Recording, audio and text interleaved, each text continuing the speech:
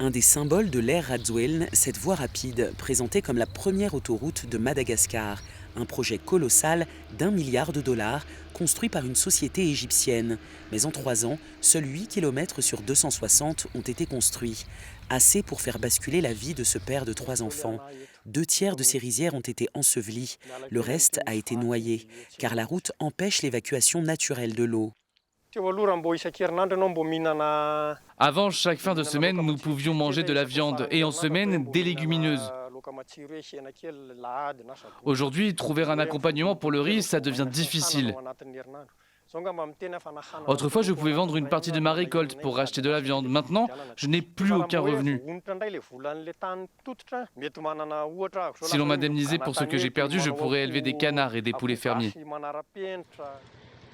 Les nouvelles autorités de la refondation dénoncent un projet entaché d'anomalies. Le chantier confié aux Égyptiens ne pourra pas être poursuivi au-delà de 58 km.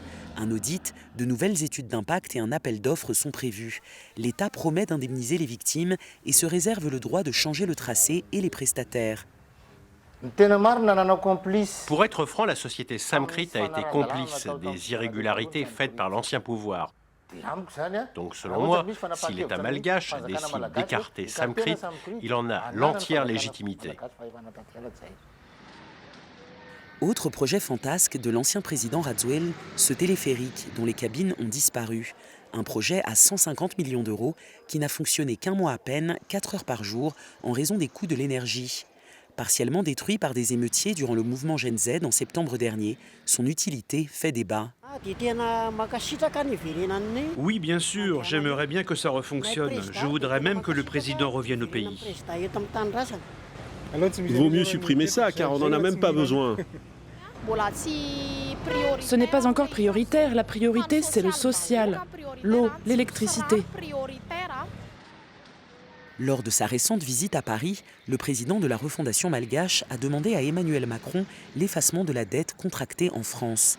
Si les autorités n'ont aucune visibilité sur l'avenir du téléphérique, elles ont déjà trouvé une nouvelle vocation au Lake Village, cette résidence de 135 appartements qui devait permettre à des familles modestes de devenir propriétaires.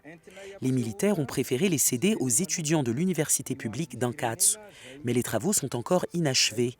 En attendant, les étudiants doivent se contenter d'infrastructures d'un autre âge. Voilà les WC qu'on utilise encore. Ils sont presque tous hors service. Depuis novembre, des toilettes promises par le nouveau président sont en cours de construction. Le délai de 2 mois qu'il avait annoncé est largement dépassé.